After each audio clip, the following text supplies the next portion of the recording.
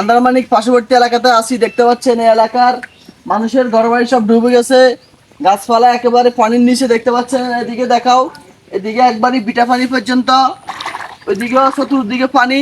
ওনারা কিভাবে ফাঁকশাক করে জানি না। বাকি যেদিকে আসে আমরা ফাঁকঘরটা দেখাবো, ওনাদের ফাঁকঘরের কি অবস্থা।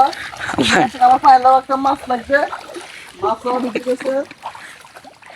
হচ্ছে 19 নং তারিগঞ্জ ইউনিয়নের 9 নং ওয়ার্ডের আন্দারমানিক পার্শ্ববর্তী এলাকার অবস্থা। এই এলাকার মানুষ পানিবন্দী আর 3-4 দিন।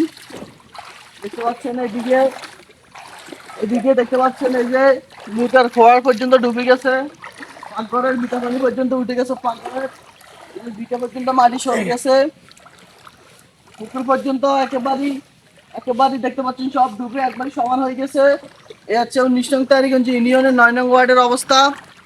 প্রিয় দর্শক, আপনারা ভিডিওটি বেশি বেশি শেয়ার করুন এবং ছড়িয়ে দিন, দেশবাসী দেখো 19 নং তারিগঞ্জ ইউনিয়নের কি অবস্থা। এই ছিল 19 নং তারিগঞ্জ ইউনিয়নের বর্তমান পরিস্থিতি।